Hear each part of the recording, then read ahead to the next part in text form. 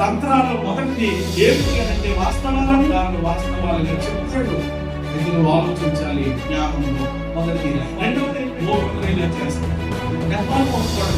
పెరండి నాదే తప్పండి, నేనే కొంచెం చేంజ్ చేసుకుంటాను, లేకపోతే మీ ఎదుర్కొండ చెప్తున్నాను కదా, చాలా చెప్తాను కదా, చెప్పి మంచి అడుగుతున్నాను కదా, చెప్తున్నా మన వ్యక్తిని కుటుంబం ఏమవుతుందంటే చెప్పండి అన్యమైపోతుంది అనమాట.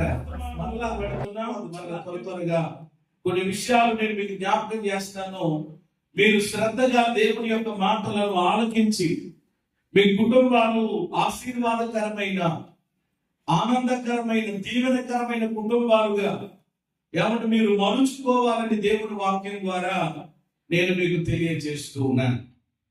ఈరోజు నేను చెబుతున్నటువంటి సందేశానికి నేను పెట్టుకున్నటువంటి పేరు ఏంటి అని అంటే, క్రైస్తవ కుటుంబంపై అపవాది దాడి. క్రైస్తవ కుటుంబంపై అపవాది దాడి. చెప్పండి ఒకసారి మాట. క్రైస్తవ కుటుంబాల మీద అపవాది ఏం చేస్తున్నాడు అనమాట? దాడి చేస్తున్నాడు. అపవాది అనే మాటకు అర్థం మీ అందరికీ తెలుసు. ఎవరు చెప్పండి? సాతాను. అదేదో మాకు తెలియనట్టుగా చెప్తారేంటి? ఎవరి చిన్న కష్టం వస్తే చాలు, చిన్న ఇబ్బంది వస్తే చాలు, కాళ్ళు ములుగుచ్చుకుంటే చాలు, ముక్కు కారితే చాలంట, వెంటనే ఎవరి పేరు వచ్చేస్తుంది? సైతాను గారు మమ్మల్ని శోధించేస్తున్నాడండి అని అంటారు చాలా మంది. మరి ఎందుకు మరి అపవాది అనగానే వాడి పేరు చెప్పడానికి భయపడుతున్నారు? ఏం భయపడక్కర్లేదు. అపవాదికి చాలా పేర్లు ఉన్నాయి. సాతాను, వెలుగుదూత, అలాగే ఏమంటే శోధకుడు, ఏమన్నా తెలియదా మీకు? దొంగ, అబద్ధికుడు, ఇలాంటి చాలా పేర్లు ఉన్నాయన్నమాట. అంటే తెలుసుకోవడం కూడా మంచిదే. ఎందుకో వాక్యం లోతుల్లోకి వెళ్ళినప్పుడు మనకు అర్థమవుతుంది. ఈ రోజు ప్రియమైన దేవుని బిడ్డలారా, క్రైస్తవ కుటుంబాల మీద ఈ అపవాది దాడి చేస్తా ఉన్నాడు. ఈ శత్రువు ఎవరి అనేక రీతులుగా ఎత్తులకు పై ఎత్తులు వేసి ఎవరి యొక్క కుటుంబాన్ని ఏదో రకంగా ఎవరిని లేకుండా చేయాలి, ఇబ్బందుల గుండా నడిపించాలనేటువంటి అనేక రకాలైనటువంటి తంత్రాలు ఎవరి వాడు చేస్తున్నటువంటి దినములలో మనం ఉన్నాం. నేను చెప్పేది అందుకనే కేవలం కుటుంబం అని మాత్రము నేను మాట్లాడలేదు. దానికి ముందు ఒక విషయాన్ని కూడా నేను వాడాను. చెప్పండి అదేంటనమాట? ప్రపంచంలో కుటుంబాలు చాలా ఉన్నాయి, కానీ నేను చెప్పింది ఏంటి అని అంటే క్రైస్తవ కుటుంబం. చెప్పండి ఏ కుటుంబం? క్రైస్తవ కుటుంబం అనగా క్రీస్తుని కలిగినటువంటి కుటుంబం. ఈ కుటుంబం మీద కూడా వాడు అపవాదం దాడి చేస్తున్నాడు. కుటుంబాల గురించి కొన్ని ముఖ్యమైనటువంటి విషయాలు జ్ఞాపకం చేస్తున్నారు. 3 విషయాలు చెప్పి అప్పుడు వాక్యంలోకి వెళదాం. మొదటిది, కుటుంబ వ్యవస్థను స్థాపించింది దేవుడే. కుటుంబ వ్యవస్థను స్థాపించింది ఎవరు చెప్పండి? దేవుడే. అంటే కొన్ని కంపెనీలు స్థాపించడానికి ఆ కంపెనీ యొక్క ఫౌండర్ ఒకడు ఉంటారు. పలానా ఇప్పుడు ఉదాహరణకు ఒక్కొక్క కారు ఉందనుకోండి, ఫోర్డ్ అనేటువంటి ఒక కారు ఉంటుంది, దానికి ఒక ఆయన ఉంటారనమాట. ఆయన పేరు కూడా ఫోర్డే. ఎవరు ఎలాగున్నా ఒక్కొక్కటి శాంసంగ్ అనేటువంటి ఒక కంపెనీ ఉంది, ఎవరిని ఆ వ్యక్తి పేరు అది. ఇలాగున్న ఒక్కొక్క ఎవరిని కంపెనీ లేకపోతే ఒక్కొక్క వస్తువు ఒక్కొక్క బ్రాండ్ కలిగి ఉండడానికి దాని వెనకాల ఎలాగైతే ఒక ఫౌండర్, ఒక వ్యవస్థాపకుడు, ఒక డైరెక్టర్ ఉంటారో, అలాగే ఈ విశ్వంలో కుటుంబాన్ని ఎవరిని మరి స్థాపించడం లేక కుటుంబ వ్యవస్థను స్థాపించింది ఎవరు అంటే అది సాక్షాత్తు సృష్టికర్త అయినటువంటి దేవుడు. దేవునికి మహిమ కలుగును గాక. రెండవది, కుటుంబాలు అనేవి దేవుని యొక్క సంకల్పములో నుండి వచ్చాయి. కుటుంబం అనేటువంటిది దేవుని యొక్క సంకల్పములో నుండి, దేవుని యొక్క ప్రణాళికలో నుండి వచ్చింది. ఇదేదో మామూలుగా ఏమంటే వచ్చేసినటువంటిది కాదండి. కుటుంబం అనేటువంటిది దేవుని యొక్క ప్రణాళిక, దేవుని యొక్క అనాది సంకల్పంలో నుండి కుటుంబం అనేది వచ్చింది. ఈ విషయాన్ని మీరు అర్థం చేసుకోవాలి. ఇక మూడవదిగా నేను జ్ఞాపకం చేసేది ఏమిటి అని అంటే, కుటుంబం బాగుంటే, ఈ సూత్రం మీరు ఎప్పటికీ మర్చిపోవద్దు దయచేసి. అందుకని మీరు బాగా వినండి. కుటుంబం బాగుంటే సంఘం బాగుంటుంది, సంఘం బాగుంటే సమాజం బాగుంటుంది. దేవునికి మహిమ కలుగును గాక. చెప్పండి ఒకసారి మాట. ఏం బాగుంటే ఏం బాగుంటుంది? కుటుంబం బాగుంటే సంఘం బాగుంటుంది, సంఘం బాగుంటే సమాజం బాగుంటుంది. అంటే ఇప్పుడు సమాజం బాగుండాలంటే ఏం బాగుండాలన్నమాట? కుటుంబం, సమాజం, సొసైటీ. ఫ్యామిలీ అనేటువంటిది చాలా అద్భుతమైనదండి. నిజంగా కుటుంబం అనేటువంటిది చాలా బ్యూటిఫుల్ అన్నమాట. నిజంగా చెప్పాలంటే ఈరోజు మన యొక్క కుటుంబం ఆ విధంగా ఉండాలి, కానీ అలా ఉండడం లేదు. అదే దేవుని యొక్క వేదన, దేవుని యొక్క బాధ. కాబట్టి కుటుంబం బాగుందనుకోండి, సంఘం ఆటోమేటిక్ గా బాగుంటుంది. సంఘం ఎప్పుడైతే బాగుంటుందో సమాజం కూడా కాబట్టి అది చాలా అద్భుతంగా ఉంటుంది. అంటే ఇప్పుడు సమాజాన్ని ఉద్ధరించవలసింది ఏమిటి అని అంటే మన కుటుంబమే. సమాజాన్ని ఉద్ధరించాల్సినటువంటిది మన కుటుంబమే. అంటే ఈరోజు సమాజాన్ని ఉద్ధరించాల్సినటువంటి కుటుంబం, కాబట్టి సమాజానికి దీవెనకరంగా, సమాజానికి ఆశీర్వాదకరంగా ఉండాల్సినటువంటి కుటుంబం చెప్పండి ఏమైపోతుంది అన్నమాట? విచ్ఛిన్నమైపోతుంది.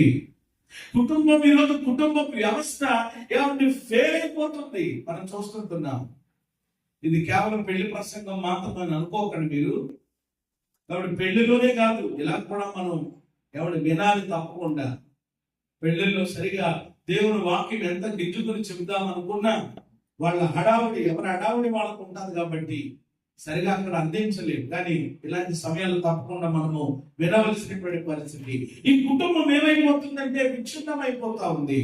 ఈ కుటుంబం ఏమైపోతా ఉంది అని అంటే కనుక ఏమండి అవమానకరంగా, ఈ కుటుంబం హేళనకరంగా, ఒక రకంగా చెప్పాలంటే ఏమండి ఈ కుటుంబం, ఈ క్రైస్తవ కుటుంబం ఏమండి మధ్య కాలంలో ఏమండి హేళన పాలైపోతుంది, ఆక్షేపణ పాలైపోతా ఉంది.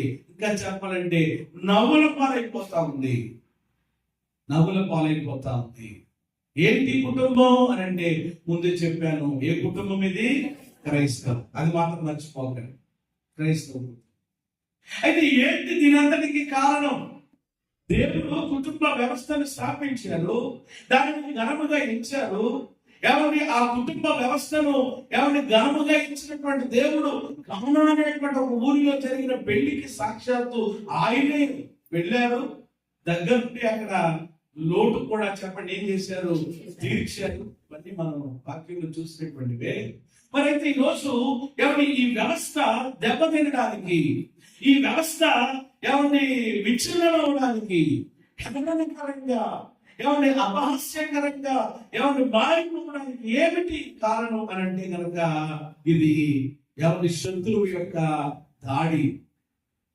అపవాది ప్రియమైన దేవుని బిడ్డలు చేస్తున్నటువంటి విధానం దేవుడట ప్రారంభం నుండి ఇప్పటి వరకు కూడా ఆయన ఒక పనిలోనే ఉన్నారు. ఆయన ఏంటి ఆ పని అని అంటే కుటుంబములను కట్టే పనిలో ఆయన ఉన్నారు. హల్లెలూయా చెప్పండి. అప్పటి నుంచి ఎప్పటి వరకు అయినప్పటికీ కూడా భూమి మీద ఆయన కుటుంబాన్ని కట్టే పనిలోనే ప్రభు ఉన్నారు, కట్టేవాడు ఆయన.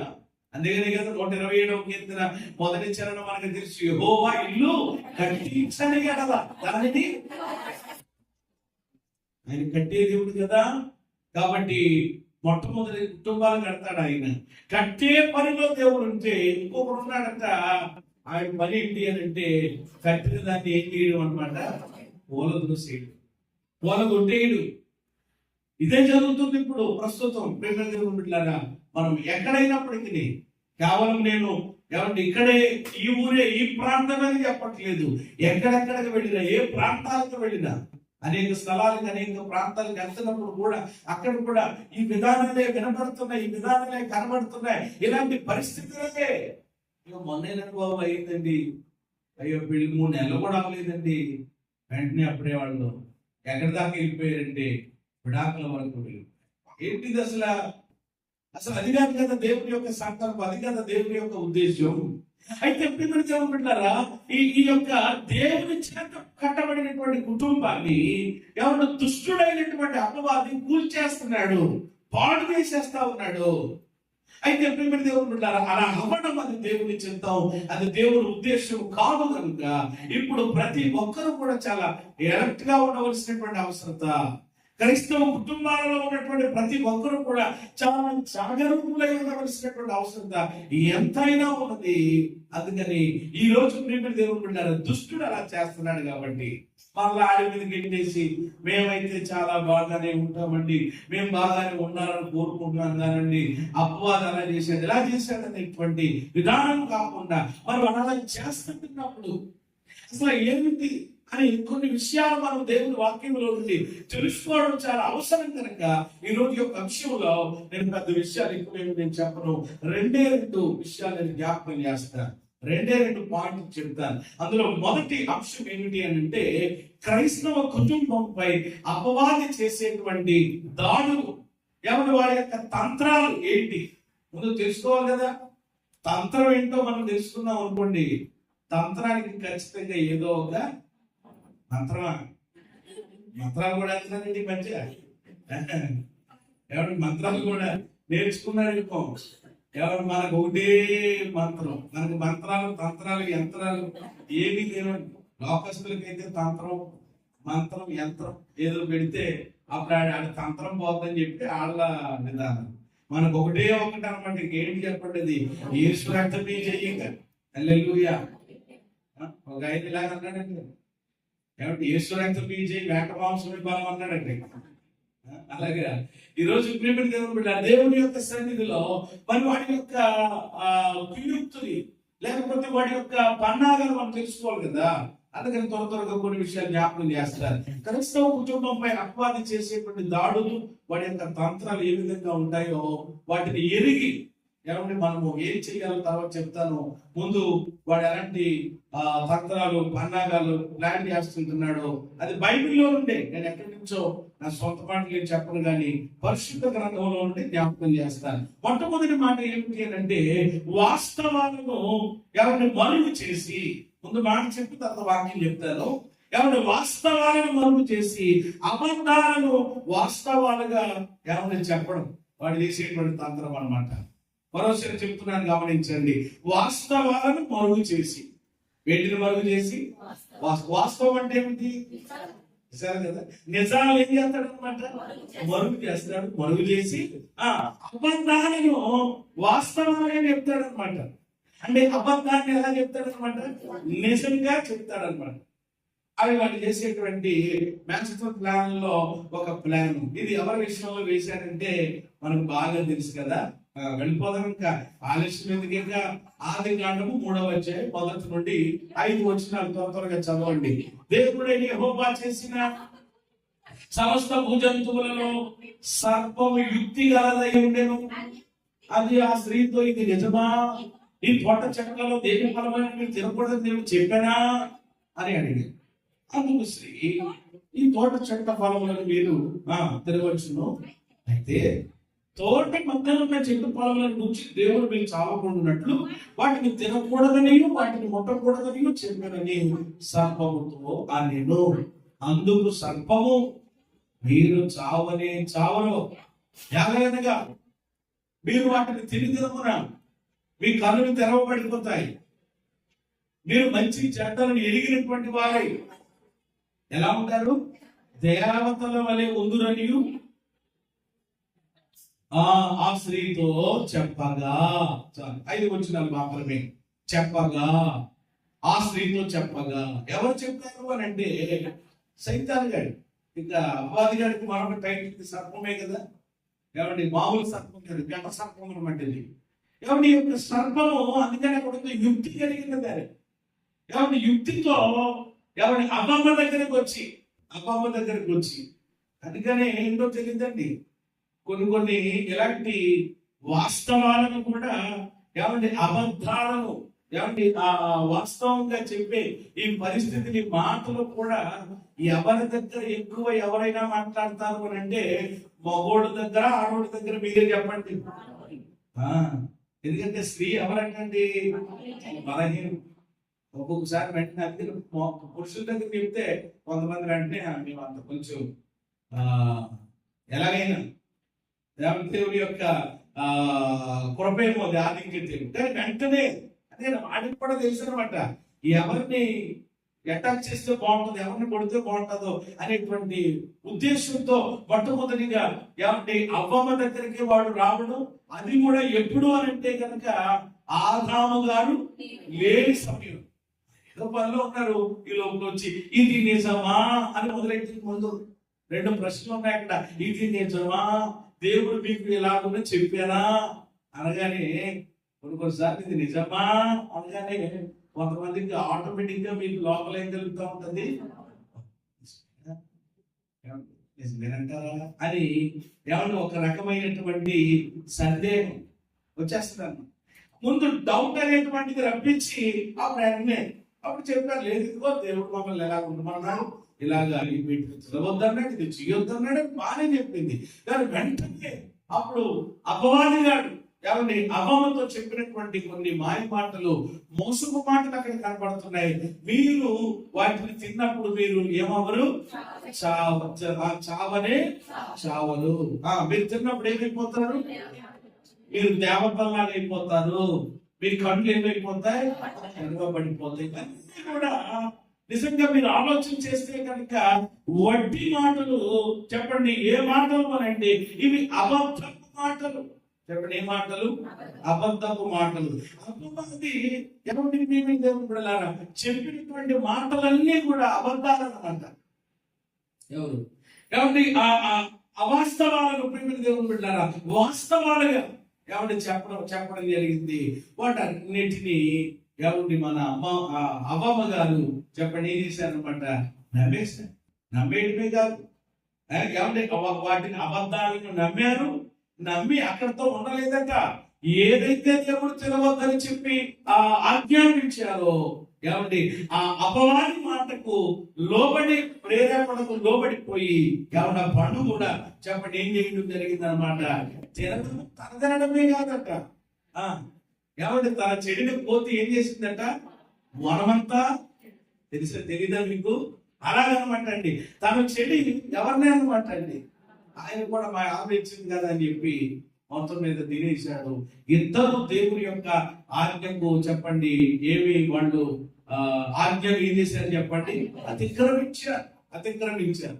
అంటే ముందుగానే దేవుడు చెప్పాడు కదా. మీరు అనొచ్చు ఏమని సైతాన్ గాడు మరి ఒకవేళ చెప్తే వాళ్ళు వినేసారు వాళ్ళకి తెలియదు కదండి. మరి కొన్నిసార్లు వెంటనే భలేగా తప్పించుకుంటారని చాలా మంది.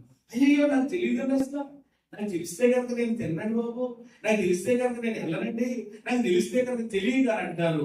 ఎవరి వీళ్ళకి తెలియదా, ఎవరి వీళ్ళకి దేవుడు చెప్పలేదా అని అంటే ముందుగానే 2వ అధ్యాయము 17వ వచనం మరియు దేవుడే యెహోవా ఈ తోట మధ్యలో ఉన్నటువంటి మీరు నిరభ్యంతముగా తినొచ్చు, అయితే ఆ మంచి చెడ్డల దేవునిచ్చు వృక్ష ఫలములు మీరేం చేయకూడదు, తినకూడదు.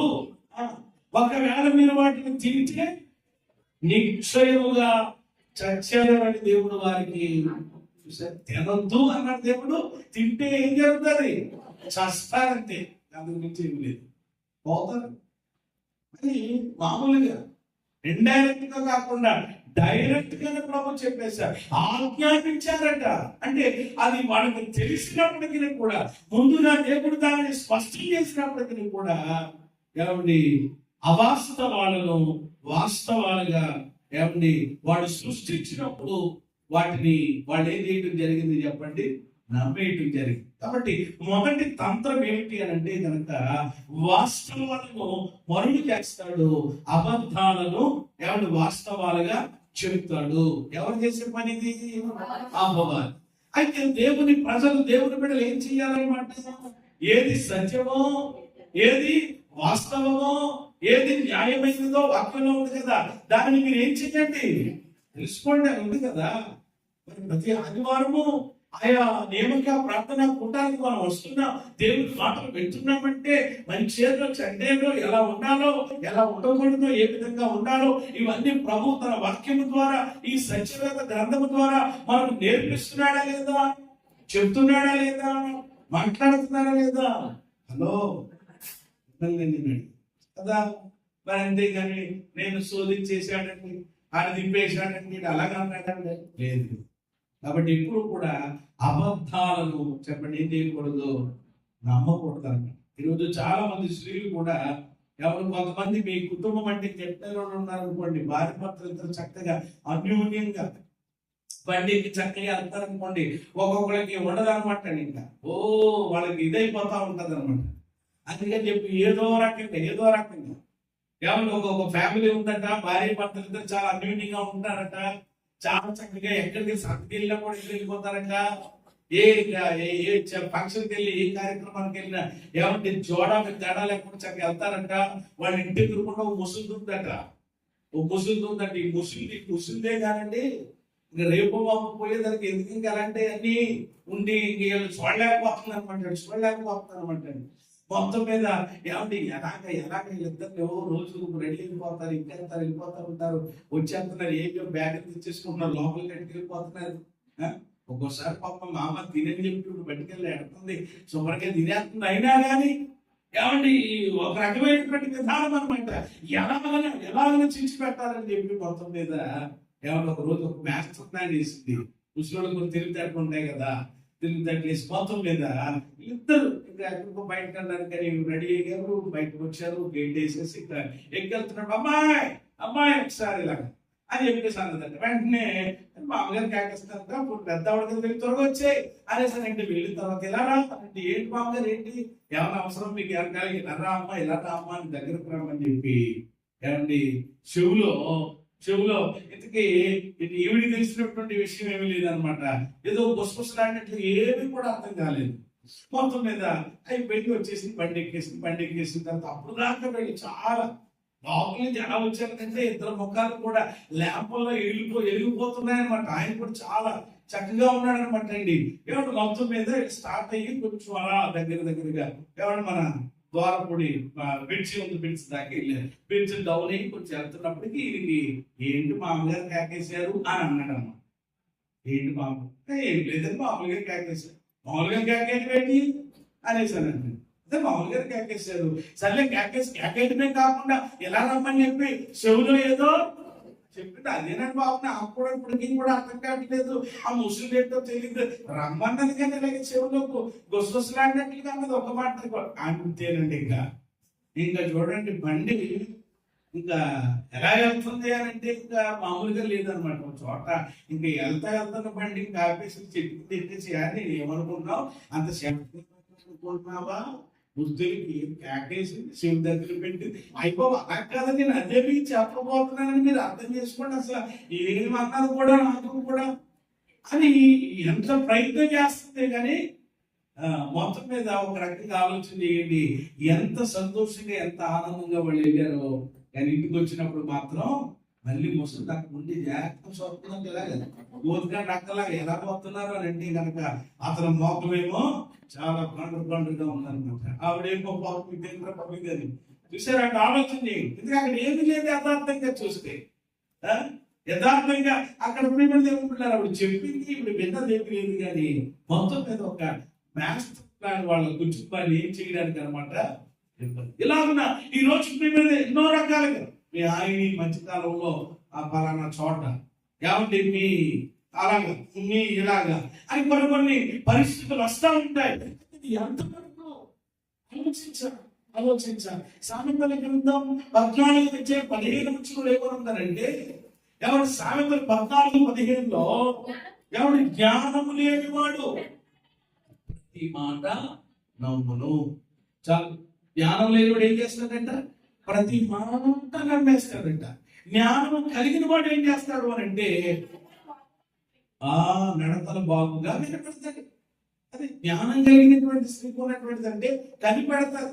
31వ అధ్యాయంలో కూడా సామెతల పుస్తకంలో ఉంటుంది, ఆమె తమ ఇంటి వారి యొక్క నడతలను కనిపెడుతుంది అనమాట. జ్ఞానం కలిగిన స్త్రీ భర్తను, బిడ్డలను అన్నింటినీ కనిపెడుతుంది అనమాట.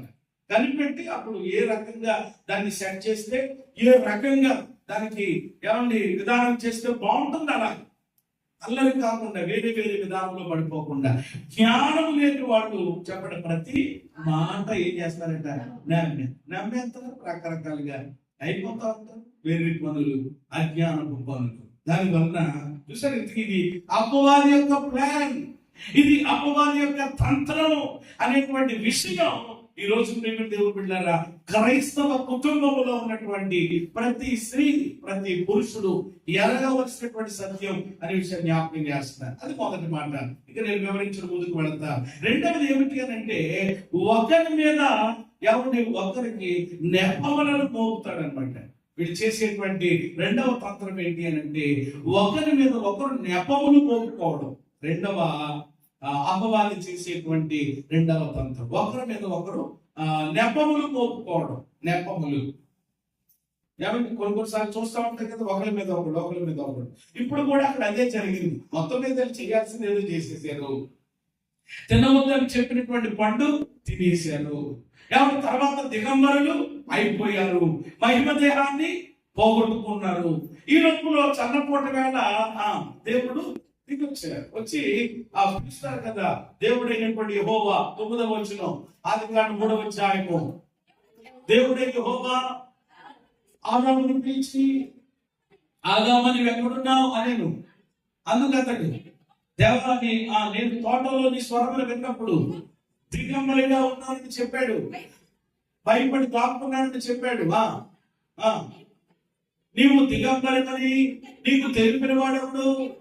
నీవు తినవద్దని చెప్పినటువంటి పండు నువ్వు తిన్నావా అని అడిగాను.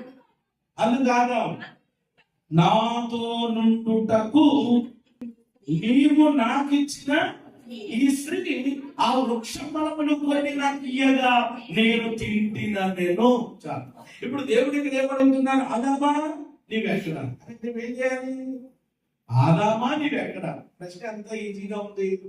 ఆదామా ఎక్కడంటే ఏం చేయాలి? ప్రభా నేను ఇక్కడ ఉన్నాను, ఆయన చెట్టు చాటున ఉన్నాను ప్రభా, నీ ఆజ్ఞను అతిక్రమించాను ప్రభా, పాపం చేశాను ప్రభా, తప్పు చేశాను ప్రభా, దాన్ని బట్టి మహిమను పోగొట్టుకున్నానయ్యా, దిగంబరని అయిపోయాను, బట్టలు లేని కింద అయిపోయాను, సిగ్గు బ్రతుకులోకి వచ్చేసిందయ్యా, ఈ సిగ్గుకు కారణం నేనయ్యానయ్యా అని డైరెక్ట్ గా చెప్పాల్సినటువంటి అవసరం ఉంటుంది. కానీ ఇప్పుడు ఏమంటున్నాడంటే, నీవు నాకు ఇచ్చావు కదా నాతో ఉండడానికి, నేను ఒంటరిగా ఉన్నానని చెప్పి నా మీద చాలా ప్రేమ కురిపించేసావు కదా, నేను ఏమన్నా అడిగానా? కొంతమంది ఎలాగేనమాట, నేను ఏమన్నా పెళ్లికి ఏమన్నానా? నేను మీరే కంగారు పడిపోయాను, నన్ను పట్టుకెళ్ళిపోయి అగ్నిగుండంలోకి ఏం చేశారు అనమాట, తోచేశారని చెప్పి కొంతమంది ఏం చేస్తూ ఉంటారు అనమాట. ఇదే నన్ను దోసేసారు పట్టుకెళ్ళి. ముందు చాలా మందికి అంటాడు, పెళ్లి కాకముందంటే చాలా మందికి ఎలా ఉంటుందంటే, అందరు చేసుకున్నారు మరి జాగ్రత్త ఇంకా మాట్లాడు ఉదయం ఉంటారు కదా, ఏమంటే ఎలాగా అన్నిక అయిపోతుంది, మన అవిటికి అయిపోయింది. మనం దేవునికి స్తోత్రం, హల్లెలూయా. ఇద్దరు వచ్చారు బాబా, ఇంకా రాలేదా? తీసుకొచ్చి ఇద్దరు ప్రార్థన చేద్దాం అనుకున్నాం. దేవునికి స్తోత్రం కలిగింది, అయిపోతుంది మా బ్యాచ్ లో లైన్ లో ఉన్నాం అనేటువంటి అందరికి చాలా ఎక్సైట్మెంట్ ఉంటుంది. తర్వాత ప్రియమైన దేవుడు బిడ్డలారా, ఎవరు ఆలోచించి మంచిగా చక్కగా సంతోషంగా అన్ని కుటుంబాలు ఉండాలి, అదే మా ఆకాంక్ష, మా యొక్క ప్రార్థన. కానీ ఇప్పుడు చూడండి, ప్రభువా నేను ఒంటరిగా ఉన్నానని చెప్పి నా మీద ప్రేమతో నీవు నాతో ఉన్నట్టు నీవు నాకు ఇచ్చినటువంటి ఈ చూడడం వల్ల అంటే తన యొక్క తప్పిదమును ఇప్పుడు ఎవరి మీదకి రాస్తున్నాడు అనమాట. ఎవరి మీదకి? ఒక రకంగా చెప్పాలనంటే అక్కడ దేవుని కూడా ఇరికించేటువంటి పరిస్థితి. నీవు తల్లిదండ్రులు కొంతమంది అంటే మీరే చేశారు, నేను ముందే చెప్పాను వేళ అని ఇలాగ ఫైర్ అవుతారు చూసారా. అలాగా ఎవరో ఒక దేవుని నిందిస్తూ లేక దేవుని మీద జ్ఞాపకం వేస్తూ, అలాగే ఒక తన భార్య మీద కూడా జ్ఞాపకం వేస్తూ ఆయన మాట్లాడు. సరే ఆయనకు శాంతి అయిపోయింది. ఇప్పుడు ఇంటి దగ్గరికి వెళ్తామా, నువ్వేంటి ఇలా చేసావు అని అడుగుతుంటే, అప్పుడు దేవుడు యెహోవా స్త్రీతో నీవు చేసిన పని ఏంటి అని అడుగుగా, స్త్రీ సర్పము నన్ను మోసపుచ్చినందున అది చూసారా. ఎందుకు తిన్నదట? సర్పము నన్ను మోసం చేసింది కాబట్టి నేను, లేకపోతే నేను తిరిగిపోతున్నా అనే కదా అర్థం. కొంతమంది అలాగా ఆడు మోసం చేయలేడు కాబట్టి మా ఆయనలో పడిపోయాను, లేకపోతే అంత మోసగాడు అనుకుంటే నేను నన్ను మాట్లాడినప్పుడు బండి ఎత్తానేట ఆ జుట్టోడు ఆడు గడ్డం ఎక్కడున్నాడు, మొగ్గం ఎక్కడున్నాడు కనపడట్లేదు, రొప్పోడు. కాబట్టి ఈ రోజు అలాగే కదంటే ఎవరు ప్రతి రొప్పోడు కూడా ఆ గేదికి కడతారు చూడండి తాడు, ఎవరు అలాగే ఉంటుంది పెద్ద తాడుకి. కాబట్టి ఎలా ఉంటుంది దేవుడు ఎన్ని రోజులు కొంతమంది అలాగా. ఆ తర్వాత ఏదో జరిగిన తర్వాత ఆయన అలా చేస్తాడని చెప్పి, ఆయన అలాగే ఏడిపిస్తాడని చెప్పి, ఆయన అలాగే షాకులతో బ్లేడ్లతో కొడతాడని చెప్తే నేను అటు బండి ఎక్కిపోతానండి, బుల్లెట్ బండికి లేకపోతే ఇంకో బండి. ఇలా చాలా మంది ఉన్నారు కదా, చూసారండి. అంటే ఇలాగా ఏమంటే సర్పములను మోసం చేసింది, అందుకని నేను తిన్నాను. లేకపోతే ఒక రకంగా చెప్పాలంటే నేను ఏం చేయకపోదును పోదునని కదా. అంటే ఒకరిని ఒకరు చెప్పండి ఏం చేస్తున్నారనమాట, నెపములను మోపుకుంటున్నారు. ఏమంటే భర్త ఏమో ఎవరి మీద, భార్య ఏమో భార్య భర్తలు తగాద ఇలాగే ఉంటుంది. ఫ్యామిలీని కూర్చోబెట్టి ఏంటమ్మా అలాగంటే నేనేం కాదండి బాబు అంత ఏం తెలియకుండా కూర్చుని చూసారంటే అలాగే అమాయకుల్లాగా ఉంటాడు కదా, మాయకుల్లాగా ఉన్నాడు కదా.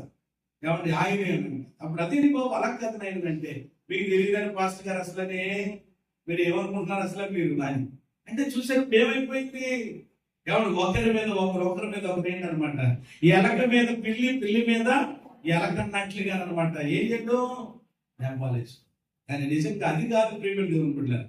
యథార్థవంతులు ఎలా ఉంటారు అని అంటే చాలా మేము ఫ్యామిలీస్ ఈ మధ్యకాలంలో కూడా ఈ కుటుంబ ప్రార్థనలు ప్రారంభించాం. ప్రతి కుటుంబంతో మాట్లాడుతున్నాం, ప్రార్థన చేస్తున్నాం. చాలా మంది అంటే నిజంగా యథార్థంగా వాళ్ళు స్థితిని దేవుని యొక్క సన్నిధిలో కేవలం ఎందుకంటే మేము దేవుని సన్నిధిలో ప్రార్థన చేస్తున్నాం అంతే, వాళ్ళ కుటుంబాల క్షేమం కొరకు చాలా మంది ఓపెన్ అవుతున్నారు నిజంగా యథార్థంగా. కొంతమంది వేరే వేరే పరిస్థితులు ఉంటే ఉండొచ్చు, అది వేరే విషయం. కాబట్టి ఈ యథార్థత అనేటువంటిది వీళ్ళలో లోపించింది. అంటే వీళ్ళు ఆధారమైన లేక అభమైన ఇద్దరు చెప్పండి దేవుడి సన్నిధిలో ఏం చేయలేకపోతున్నారు, ఒప్పుకోలేకపోతున్నారు. ప్రభు దగ్గర వాళ్ళ యొక్క అవిధేయతను, వాళ్ళ యొక్క ఎవరి అతిక్రమాన్ని ఎవరు దేవుని ముందు ఒప్పుకోలేకపోతున్నారు. ఒప్పుకోలేకపోవడానికి కారణం ఏమిటి అని అంటే చాలా మందికి మధ్యలో ఏమంటుందంట, ఈగో ప్రాబ్లం అంటే. ఏ ప్రాబ్లం అంటే ఈగో అంటే వస్తుందంట. అందుకగా నేనేంటి నేనంతా కరెక్టే, నేనంతా రైటే అనేటువంటి విధానం. బైబిల్ అలా చెప్పట్లేదు. అతిక్రమములను దాచిపెట్టుకున్నవాడు ఒప్పుకొని విడిచిపెట్టువాడు. నేను అనుకుంటాను నిజంగా ఆదాము అవ్వన కనుక ఆ రోజే దేవుని దగ్గర ఎవరు ఒప్పుకుంటే వాళ్ళ సంగతి ఎలా ఉన్న మనకి పాటలు ఉండేవిగా, మేము దేవునికి స్తోత్రం కలిగినగా. కాబట్టి ఒప్పుకుంటే దేవుని దగ్గర తప్పకుండా ఏముంది చెప్పండి, క్షమాపణ ఉన్నది. ఈ అపమానం ఏం చేస్తా ఉంటాడు అంటే ఒకరి మీద ఒకరు నెపాలు ఒప్పుకునేలా చేస్తాడు, కానీ వాడు ఒప్పుకునే ఆ విధానం చేయడం అన్నాడు. ఒప్పుకునేవాడు అసలు పరిశుద్ధాత్ముడు చేసే పరిచర్య కేవలం పరిశుద్ధాత్ముడు మాత్రమే తీర్పుల గురించి, నీతుల గురించి, పాపముల గురించి ఒప్పింప చేస్తాడు. ఈ సైతాన్ గారు అలా కదా, నువ్వు అసలు తగ్గేది వీలు అని అంటే దానివల్ల చాలా నష్టం మనకు వస్తుంది. ఆ విషయం తెలియదు చాలా మందికి. కాబట్టి అపవాది దేవుడు బిడ్డలారా, ఈ రోజు ఎవరి క్రైస్తవ కుటుంబాల మీద దాడి చేయడానికి వాడు చేసేటువంటి తంత్రాల్లో మొదటిది ఏమిటి అని అంటే వాస్తవాలను మరుగు చేసి అబద్ధాలను వాస్తవాలుగా చెప్తాడు. అయితే నువ్వు ఆలోచించాలి జ్ఞానంతో. మొదటిది. రెండవది ఏంటంటే ఒకరి మీద ఒకరు నెపాలు మోపుకునేలా చేస్తారు. మనం నెపాలు మోపుకోవడం కాదు. నిజమేనండి, నాదే తప్పండి. నిజంగా టైంలో కొంచెం నేను తగ్గాల్సి సరిపోనండి, కొంచెం నేను మౌనంలో ఉంటే సరిపోను, కొంచెం నేనే కొంచెం చేసుకున్నాను, లేకపోతే కొంచెం మాట జారేసాను. నేను మీ పక్షంగా చెప్తున్నాను కదా, పాస్టర్ గారు మీ ఎదురుకుండా చెప్తున్నాను కదా, సారీ చెప్తున్నాను కదా, క్షమించమని అడుగుతున్నాను కదా, మీద నేను అలా చేయను, కొంచెం సరిగా ఉంటాను అని అంటే అది చాలా చక్కగా మళ్ళా వెంటనే కుటుంబం ఏమవుతుందని అంటే చెప్పండి, వెంటనే ఏమైపోద్ది అనమాట, మళ్ళా అతుక్కుపోద్ది, మళ్ళా అన్యోన్యంగా చక్కగా ఉంటాను. అంతేగాని నేను కాదు, నేను మాత్రం నేను మానానికిని అని అంటే ఇంకంతే. ఇంకా మానానికి ఎక్కడికి వెళ్తారో ఇంకా వీళ్ళు ఒప్పుకోలేదు కాబట్టి, విడిచిపెట్టలేదు కాబట్టి దేవుడు పనిష్మెంట్ వచ్చేసింది. ఆదాముతో ఏమో బాబు ఇక నువ్వు సరైనటువంటి విధానంలోనికి రాలేదు కాబట్టి ఇక నువ్వు ఏం చేయాలన్నమాట, నువ్వు బ్రతుకు దినములన్నీ కూడా ఏం చేయాలి, ప్రయాసపడాలి, కష్టపడాలి, మామూలు కష్టం కాదనమాట. నీ యొక్క శరీరంలో నుండి లేకపోతే దేవుడు ఆయనకి ఇచ్చేసాడు పనిష్మెంట్. స్త్రీకేమో గర్భ వేదన పనిష్మెంట్, సర్పమునికేమో ఏమండి ఈ యొక్క పాముకేమో ప్రేమ దేవుడు నీ యొక్క తల మీద కొట్టడం జరుగుతుంది, నువ్వు చేస్తావు, బట్టే తింటావు, మొత్తం ఎన్ని తెలిసిందే కదా. అంటే ఒక రకంగా చెప్పాలంటే ఒప్పుకోకపోవడం వలన వాళ్ళకి కలిగింది ఏంటనమాట, ఎవరికైనా పనిష్మెంట్. చెప్పండి ఏంటనమాట, పనిష్మెంట్. కాబట్టి ఈరోజు పనిష్మెంట్ వద్దు, దేవుని పనిష్మెంట్ మనం గురి కాకుండా ఉండాలంటే వెంటనే దేవుడు పెట్టారా క్షమాపణ కలిగిన హృదయాలు మనము కలిగి ఉండాలి. ఒకరినొకరు ఏం చేసుకోవాలన్నమాట, క్షమించుకోవాలి. హల్లెలూయా. భర్తని భార్య, భార్యను భర్త క్షమించుకోవాలి ఒకరినొకరు. అప్పుడు చాలా హ్యాపీగా ఉంటుంది కుటుంబం. వెంటనే సారీ పొద్దున్న నేను అలాగా పట్టించుకోకే అని వెంటనే పోయింది.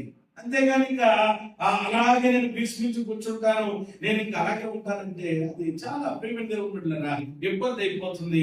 ఇప్పుడు ఆదామవ్వల విషయం అదే జరిగింది. కాబట్టి ఇక్కడ రెండు విషయాలు మనం చూసాం. మరొక కుటుంబాన్ని ఇక్కడ ఆదామవ్వల ఫ్యామిలీ చూసాం మనము, పాత నిబంధనలు. మరొక కుటుంబం చూపించి నేను ముగించే ప్రయత్నం చేస్తాను. మూడవది ఏమిటి అంటే ఏమండి, ఆత్మను మోసపుచ్చుటకు ప్రేరేపించబడడం. ఆత్మను మోసపుచ్చడానికి ప్రేరేపించబడడం అంటే ఆత్మను మోసపుచ్చేలా ప్రేరేపిస్తాడనమాట సైతాన్. ఇది అపవాది యొక్క తంత్రం. ఇది ఎవరి విషయంలో జరిగింది అని అంటే అననీయ సప్ఫీరా. అపోస్తలుల కార్యములు 5వ అధ్యాయం 3వ వచనం త్వరగా చదవండి. 5:3. అప్పుడు పేతురు, అననీయ నీవు భూమి వేళలో కొంత దాచుకుని పరిశుద్ధాత్మను మోసపుచ్చడానికి సాతాను నీ యొక్క హృదయాన్ని ఎందుకు ప్రేరేపించెను? చాలు, సాతాను నీ హృదయములు ఎందుకు ప్రేరేపించను అనే మాట. ఇక్కడ ఎవరి ప్రేమ అననీయ సప్ఫీరాల యొక్క ఫ్యామిలీ. ఈ కుటుంబం కూడా మనకు బాగా తెలుసు. ఆదాము కుటుంబం మనకు బాగా తెలుసు. ఆదికాండంలో అపోస్తలుల కార్యములో అననీయ సప్ఫీరాల కుటుంబం కూడా మనకు తెలుసు. కానీ వీళ్ళ కుటుంబంలో నుండి కొన్ని పాఠాలు మనం నేర్చుకోవాలన్నమాట. అపవాది గారి యొక్క కుటుంబాల మీద ఎలాంటి దాడి చేస్తాడో వీళ్ళ కుటుంబాలను చూస్తే మనకు బాగా అర్థమైపోతుంది అనమాట. ఇక్కడ మనం చూస్తున్నాం ఏమంటే ఆత్మను మోసపుచ్చడానికి ప్రేరేపించబడడం, పరిశుద్ధాత్మను ఏం చేయడం అనమాట, మోసగించడం. ఎవరిని మోసగించడం అంటే పరిశుద్ధాత్మను మోసగించడం.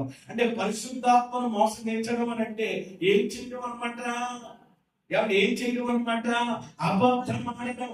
ఏం చేయడం, ఇందాకనేమో అబద్ధాలను నమ్మడం, అబద్ధాలను నమ్మడం అక్కడ చూసాం ప్రారంభంలో ఆదామవ్వలో. ఇక్కడేమో అబద్ధాలు అనమాట. ఇప్పుడు అననీయ ఏమాడాడు, అబద్ధమే కదా. ఉదాహరణకి అక్కడ వాస్తవం అది కాదు, ఎవరు పొలం అమ్మాడు. యాక్చువల్ గా పొలం అమ్మినప్పుడు ఏమండి అమ్మినటువంటి ఎంత వస్తే డబ్బులు అంత పట్టుకొచ్చి ఏం చేయాలి, అపోస్తలుల పాదాల దగ్గర పెట్టే. ఈయన ఒక్కడే పెడుతున్నాడా, ఇంకా అంతకుముందు ఎవరైనా పెట్టారా? ఈ దగ్గర నుంచే జరుగుతుందా, అంతకుముందు నుంచి జరుగుతుందా? అంతకుముందు నుంచి జరుగుతుంది కదా. ఆ పై వచనంలో కూడా మీరు చూస్తే 4వ అధ్యాయంలో ఏమండి బర్నబా అనేటువంటి ఒక ఆయన ఉన్నాడు. ఆయన కూడా ఏమన్నాడు, 37వ వచనంలో భూమి గలవాడైపోయాడు, దాన్ని నమ్మి దాన్ని వెనక్కి అపోస్తలుల పాదముల దగ్గర పెట్టి అక్కడ జరుగుతున్నది. అక్కడ చాలా మంది చాలా స్థిర ఆస్తులను అమ్మి ఏం చేస్తున్నారు, పట్టుకొచ్చి అంటే అపోస్తలుల పాదాల దగ్గర. దాన్ని ఈయన ఏం చేశాడట, కొంత ఏం చేశాడట, దాచుకున్నాడంట, కొంత ఏం చేశాడట, తెచ్చాడట. అక్కడ పరిశుద్ధాత్మలు ఏం చేస్తున్నాడు చెప్పండి, మోసగిస్తున్నాడు అంటే అబద్ధం. అప్పుడు పేతురు గారు చెప్పేశారు చాలా క్లియర్ గా.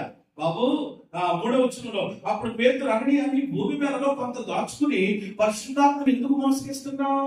అది నీ వద్ద ఉన్నప్పుడు నీదే కదా, అమ్మిన పేపట నీ వశమై ఉండలేదా?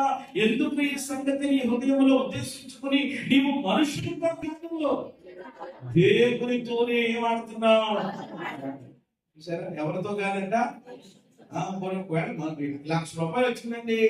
ఇప్పుడు వచ్చి ఏం చేయాలన్నమాట, పాస్టర్ గారు అందరూ మీరు చెప్పినట్లుగానే చేస్తున్నారండి, కానీ కొంచెం నాకు వెనకాల కొంచెం ఇబ్బందికరంగా ఉందండి, కొంచెం అవసరమైందండి, అందుకని ₹1,00,000 ఒక 50,000 నేను ఇంట్లో పెట్టుకున్నానండి, నాకున్న పరిస్థితిని బట్టి 50,000 మాత్రమే తెచ్చానండి. ఏమైంది అక్కడ? కాబట్టి క్లియర్ గా ఉంది కదా, కానీ అలాగేమీ లేదనమాట. మనుషులతో కాదట, ఎవరితో అబద్ధం ఆడుతున్నాడు? ఈరోజు ప్రియమైన దేవుని బిడ్డలారా, కుటుంబాల్లో ఈ అబద్ధము అనేటువంటిది ఎవరి ప్రియమైన దేవుని బిడ్డలారా అపవాది వేసేటువంటి ఒక తంత్రం అనమాట. ఎవరి ఆత్మను, పరిశుద్ధాత్మను మోసగించడం అవుతుంది. ఇంట్లో ఒకరినొకరు మోసగించుకోవడం. కొంతమంది ఎవరి భర్తలు కూడా భార్యలతో చాలా అబద్ధాలు చెప్తా ఉంటారు. అలాగే ఎవరు కొంతమంది భార్యలు కూడా ఏమైనా డబ్బులు అంటే ఏముందండి, అదే మనం మీకు తెలియదా, డ్వాక్రా కట్టేశారు కదా, ఇంకోటి కట్టేసారు. డ్వాక్రా కట్టావో లేకపోతే ఎవరు నువ్వు జిగి చీర కొన్నావో, ఏం చేసావో అది ఎవరికి నీకు తెలుసు కదా, లేకపోతే ఏం చేయించుకున్నావో. దాని వెంటనే ఆ డబ్బులు మొత్తం చాలా తెలివిగా అనమాట. అందులో కొంచెం వీళ్ళు పక్కన పెట్టేస్తా ఉంటారు. ఎవరిని మళ్ళా ఏదో ఉంటారు అనమాట, అద్భుతంగా ఆడేస్తా ఉంటారు. కొంతమందికి అబద్ధాలు ఆడడం చాలా ఎక్స్పర్ట్ అనమాట. నిజంగా మంచి తాగినంత ఈజీగా ఉంటుందట. కానీ ఒక విషయం అర్థం కాదు, అబద్ధములకు జనకుడు ఎవరు చెప్పండి? అపవాది గారు. అక్కడి నుంచి వస్తుంది అనమాట. అందుకని బయట ఏం చెప్తుందంటే అబద్ధాలకు ఎప్పుడు ఎలా ఉండాలి చెప్పండి? దూరంగా. కుటుంబాల్లో ప్రియమైన దేవుని బిడ్డలారా, భార్య భర్తల మధ్యలో ఈ అబద్ధం అనేటువంటిది రాకూడదు అనమాట. ఎప్పుడైనా సరే సత్యం కావాలి. ఇదిగో వచ్చింది, నేను తీసుకున్నానండి అంటే ఏమైపోయింది, నేను ఖర్చు పెట్టుకున్నానండి, లేకపోతే నాకు అవసరం, లేకపోతే నాకు ఇవ్వండి అంటే సరిపోయింది. కానీ ఏమండి ఈరోజు అబద్ధములు ఏమంటే, అలాగే ఏమన్నా కుటుంబాలలో అబద్ధాలు ఉంటాయి భార్య భర్తల మధ్యలో. అలాగే సంఘాలకు వచ్చేసి, మందిరానికి వచ్చేసి కూడా ఈరోజు అబద్ధాలు. పాటలు కూడా ఈరోజు అబద్ధాలు. ఏమంటే పాటలు వచ్చేసి పాడేది నిజంగా చూస్తే ఏమన్నా ఒకటి, కానీ జీవితం చూస్తే పొరపాటుగా ఉంటుంది. అందుకని ఈ మంచి కాలంలో ఏమంటే క్రైస్తవులు ఏమంటే అబద్ధాలు ఏం చేయలేదట, ఆడడం మానేశారట, పాటలు మొదలు చేశారట. ఆడలేదు, పడేస్తారు. ఇక ప్రేమించేదా యేసురాజా నిన్నే నిజంగానే ప్రేమిస్తున్నావా? నిజంగానే మనము పాడేటప్పటికీ కూడా బాబోయ్ ముందు జల్లు అనాలన్నమాట. నిజంగా అలా చేస్తే దాన్ని మనసారా చెప్పాలి. కానీ జీవితం ఒకటి పాట ఒకటైతే అది దేవునికి ఏమాత్రం కూడా ఇష్టం ఉండదు. కాబట్టి దేవుని బిడ్డలారా, మూడవ తంత్రం ఏమిటి అని అంటే అబద్ధం. కాబట్టి అబద్ధం అనేటువంటిది ఫ్యామిలీస్ లో కానీ కుటుంబంలో కానీ అందరికి దైవశాఖమైన మాటలు కూడా వచ్చేసి కొందరు అబద్ధాలు చెప్పేస్తాం. దేవుడికి తెలియదా? దేవుడు ఎవరు చూడలేదా? ఎవరి చాలా జాగ్రత్తగా ఈ విషయంలో ఉండవలసినటువంటి అవసరత ఇది. ఎవరి తంత్రం అని అడగాలి అంటే అపవాది యొక్క తంత్రం. వాడు అబద్ధాలకే ఎవడనమాట జనకుడు, తండ్రి అని అర్థం అనమాట. కాబట్టి ఈరోజు అబద్ధమునకు జనకుడైన అపవాది ఎవరి పిల్లలుగా ఉండకూడదు. మరి ఎవరి తండ్రిగా మనం ఉండాలన్నమాట, ఎవరి పిల్లలుగా మనం ఉండాలన్నమాట. సత్యవంతుడైన ఏమంటే పరలోకపు తండ్రికి పిల్లలుగా మనం ఉండాలి. చెప్పండి, సత్యమే చెప్పాలి, సత్యమే మాట్లాడాలి. దేవునికి స్తోత్రం చెప్పండి. నాలుగవది ఆత్మను శోధించుటకు ఏకీభవించడం. అపవాది వేసే తంత్రాలు నాలుగవ తంత్రం ఏంటంటే పరిశుద్ధాత్మను ఏమంటే శోధించడానికి ఏకీభవించడం. ఇప్పుడు ఈ భార్య భర్తలు ఇద్దరు ఏకీభవించారు. అందులో 7వ వచనం 8వ వచనం చదవండి ఒకసారి. ఇంచుమించు 3 గంటల సేపటికి వారి భార్య జరగక లోపలికి వచ్చాను. అప్పుడు పేతురు ఆ భూమిని ఎంతకీ అమ్మిందిరా నాతో చెప్పమని ఆమెను అడిగాను. అందుకు ఆమె అవును ఇంతకే అని చెప్పారు. అందుకు పేతురు, ప్రభు యొక్క ఆత్మను శోధించుటకు మీరు ఎందుకు? ఎవరిని శోధించడానికంట? ఇందాకేమో మోసం చేశారు పరిశుద్ధాత్మను, ఇప్పుడేమో పరిశుద్ధాత్మను ఏం చేస్తున్నారు? శోధిస్తున్నారు. శోధించుటకు ఏం చేశారు? ఇద్దరు ఏకీభవించారు. ఈరోజు మనం ఏకీభవించామంటే దేని కొరకు ఏకీభవించాలి? బైబిల్ ప్రకారంగా అమ్మా ఎవరికి ఇద్దరు ఏకీభవించారంటే దేని కొరకు ఏకీభవించాలి? ప్రార్థించడానికైనా ఏకీభవించాలి, ప్రభువుని స్తుతించడానికైనా ఏకీభవించాలి, ఆరాధించడానికైనా ఏకీభవించాలి, మంచి పని చేయడానికైనా ఏం చేయాలి? ఇద్దరు దేని కొరకు? దొందేనంటండి, దొందేనంట. వీళ్ళిద్దరు మామూలు కాదనమాట. ఇంకా ఇద్దరు ఆల్రెడీ ఆలోచన చేసుకున్నారు. పరిశుద్ధాత్మను శోధించడానికి వాళ్ళు ఏం చేశారు అనంటే ఏకీభవించారు. ఈరోజు జాగ్రత్త, దేని కొరకు ఏకీభవిస్తా ఉన్నారు. భార్యాభర్తలందరూ ఏకీభవిస్తే ప్రార్థన చేయడానికి ఏకీభవించండి. ఇద్దరు ఎవరిని ఏకీభవించి దేన్ని బంధిస్తే దాన్ని నేను బంధిస్తాను, దేన్ని విప్పితే దాన్ని విప్పుతానని ప్రభు చెప్పారు. అలాంటి మంచి కార్యాల కొరకు ఏకీభవించాలి తప్ప అబద్ధాలు ఆడడానికి, మోసాలు చేయడానికి దేవుడికి తెలియదనా? కొంతమంది ఇలాంటివి ఒప్పుకోరు. ఇద్దరు భార్య భర్తలు ఉన్నప్పుడు ఏం పర్లేదులే, అంత ఈ పరిస్థితి ఇచ్చేయండి, దేవుడికి చూస్తాడండి దేవుడు అవనని అని ఒక్కొక్కళ్ళు ఉంటారు. అంటే ఒకళ్ళు డైరెక్ట్ లెంగుతారనమాట. ఏమనుకున్నాం, దేవుడి విషయంలో అలా చేయకూడదు. మరి ప్రథమ ఫలం అంటే ప్రథమ ఫలమే కరెక్ట్ గా ఉండాలి. ఎవరో ఒకరు భార్య భర్త అంటే ఇద్దరులో చెప్పండి, ఒకళ్ళు ఏం చేయలేదు అనమాట, దానికి కోరుకున్నది. మనం ప్రథమ ఫలం అంటే ప్రథమ ఫలం కానీ, మొక్కుబడి అంటే మొక్కుబడి కానీ కరెక్ట్ గా ఉండాలి. దేవుడికి మనం ఇచ్చేయాలి, దేవుడు ఇస్తాడని చక్కగా. ఒక్కొక్కరు ఉంటారన్నమాట, సరేలే బాబు ఎలాగంటే అలాగా అంటే అక్కడ మనకి మిగిలిపోతుంది, అక్కడ మనకి ఎవరు మిగిలిపోతున్నారు అంటే ఏం మిగిలిపోతుంది? ఆ మిగిలిపోయింది తినడానికి అసలు నువ్వు ఉండాలి కదా. ఆల్రెడీ ఎవరు వెళ్ళిపోయారట, అన్నయ్య గారు ఆల్రెడీ ఏమయ్యారు, పరదేశంలో ప్రియులారా పెట్టి వచ్చేసింది, పెట్టిలో పెట్టేశారు, పాట పాడేశారు, వెళ్ళిపోయారు. ఎవరు కాళ్ళు కట్టుకుని వచ్చేసారట. ఆ వచ్చినోడు కాళ్ళు కూడా ఇంకా తడేమవలేదట, ఆగలేదట. ఈ లోపల మళ్ళా ఆయన అడుగుతున్నారు పేతురు గారు, అమ్మా ఈ భూమిని అంతకే అమితురా అనగా ఏం చేయాలి? అయ్యో బాబు పెట్టి వెళ్ళిపోయింది కదా, రెండో పెట్టి నాకే, రెండో పాట నాకే వచ్చేస్తుందని చెప్పి వచ్చి ఉండాలి కదండి. ఈవిడ కూడా ఏం చేసిందంట, అయ్యా అంతకే అంటే ఇక్కడ నాకేం అర్థమైందంటే, ప్రేమ దేవుని బిడ్డలారా, తీర్పు జడ్జిమెంట్ ఆల్రెడీ వచ్చేసింది. ఆల్రెడీ అదామాల కింద దేవుడు ఏమి చేశాడు, దీనికి పనిష్మెంట్ ఇచ్చేసాడు ఆల్రెడీ. కానీ దానికంటే ఇంకా డేంజర్ అనబట్టింది, దానికంటే డేంజర్ ఇది. అలా అన్నాడో లేదో వెంటనే సంఘంలోనే అందరూ చూస్తుండగానే ఏమైపోయాడటండి, దోమని పడిపోయాడట, ప్రాణం విడిచి అయిపోయాడు. చూసిన వాళ్ళందరికీ కూడా ఏమొచ్చిందట తర్వాత, మిగులు బాబు దేవుడు బాబు అనిపించిందంటే చాలా మంది. అలాగే అనిపించాలి మనకి. ఈవిడికి చూడండి, తీర్పు భర్త మీదకి వచ్చింది. అబద్ధం ఆడినందుకు, ఏమంటే పరిశుద్ధాత్మను మోసం చేసినందుకు ఏమైపోయాడు అనమాట, అర్ధాంతరంగా చనిపోయాడని ఎరిగిన ఈవిడ ఏం చేయాలి, జాగ్రత్త పడాలి, పశ్చాత్తాపడాలి. అయ్యో పాస్టర్ గారు అలా కాదయ్యా, జరిగింది ఏంటంటే ఇదయ్యా, మా ఆయన సంగతి నీకు తెలుసు కదయ్యా, ఆ డబ్బు ధనాపేక్ష అయ్యా, అయ్యా నువ్వు ఎలా చెప్పినాను, నేను చెప్పానయ్యా, ముందు నా మాట ఎట్లేదయ్యా, పోయాడయ్యా, ఇదిగో నేను చెప్పేస్తున్నానయ్యా అని అనాలి కదా. అంటే ఈమె ఏం అంటే అక్కడ ఏం పడడానికి అవకాశం దేవుడించాడు అని అంటే, పశ్చాత్తాపడడానికి ఏముందో చెప్పండి, అవకాశం. అవకాశాన్ని సప్పీరా చెప్పండి ఏం చేయలేకపోయింది, సద్వినియోగం చేసుకోలేకపోయింది. కాబట్టి ఈవిడ కూడా ఇద్దరికి ఒకే రోజు కలిసి వచ్చి ఎక్కుతుంది అనమాట.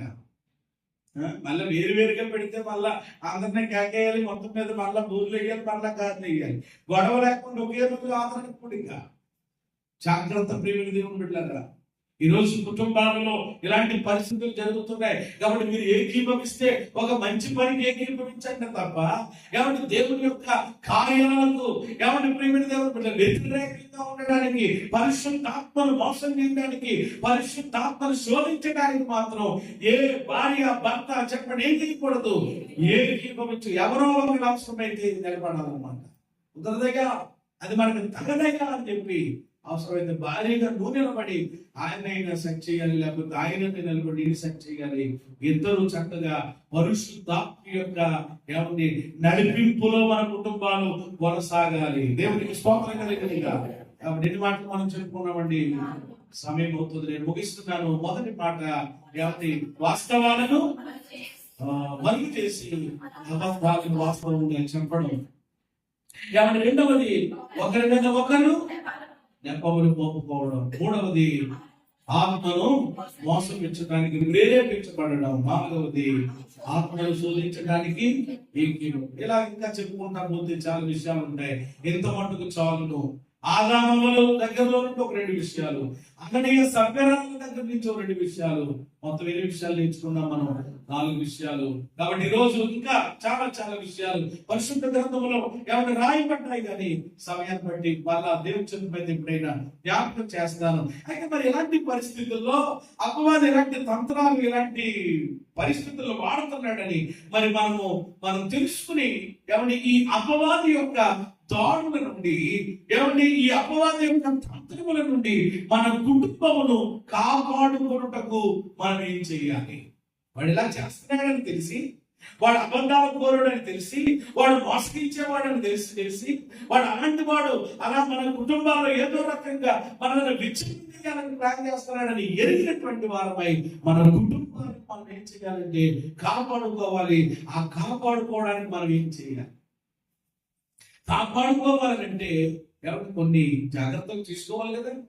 ఎవరి వాటిని బట్టే మన కుటుంబాన్ని కాపాడుకోగలుగుతాం కదా.